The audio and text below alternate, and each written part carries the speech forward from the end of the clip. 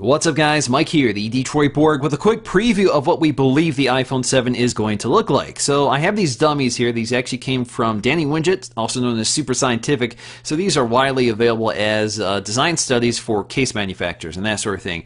But this pretty accurately reveals what we're going to see this Wednesday when the phone is announced. So I didn't want to be the only one that didn't cover these dummies, so let's dig in to see what is new. So obviously, once again, we have two sizes, 4.7 inch and 5.5 inch, and for the most part, they have the same dimensions. The design differences are fairly minor, so they really consist of new antenna designs, new camera modules, as well as the elimination of the headphone jack. So I think the biggest design improvement here is the reduction of the antenna lines along the back. So they've actually eliminated part of them and rounded them off a bit. So I think this looks a lot better. It doesn't make it perfect, but I think it definitely makes a big design improvement. The other news here is some new cameras along the back. In terms of specs, we're expecting 12 megapixels, at least for the 4.7 inch model. And as you can see, the modules themselves seem to be quite a bit larger, so that could be the design of the casing, but this could also mean that we have larger optics with a more shallow depth of field. So the rumor is that we're getting an f1.9 aperture, so we'll see if that actually comes to fruition.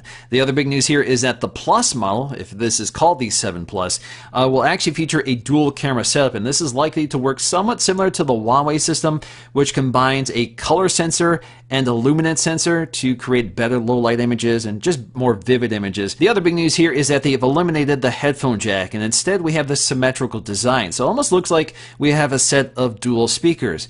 But we're not sure if we're actually getting a set of dual speakers. According to the diagrams, we're not actually seeing a speaker behind these outlets, so hopefully it's more than just cosmetic, because that would be kind of disappointing if there's actually nothing behind them besides one microphone. There's also a rumor that we'll also have a more flush home button, so we're going to see if that's the case. But otherwise, the design on the front pretty much looks identical to the current phone. The buttons along the side are also the same, so we still have a mute switch, and the power button is also in the same location, along with the nano SIM tray. In terms of specs, we should get the new A10 processor, perhaps 2 gigs of RAM, and we may see a 256 gig capacity option for the Plus models. And as always, colors are a big story with each new iPhone, so we're expected to get 2 new colors, a darker space gray and space black. So we've seen a darker space gray before, we've seen it on the Apple Watch, and we've seen it on the iPod, so we're finally seeing it on the iPhone. Space black is also a color we've seen before on the Apple Watch, which is actually one of my favorite colors, and I'm really excited that's finally making it to the iPhone. It's going to be a very different look for the iPhone because it has a glossy finish instead of the anodized finish that the iPhone has always had. Although Apple is expected to include a headphone adapter with the iPhone 7,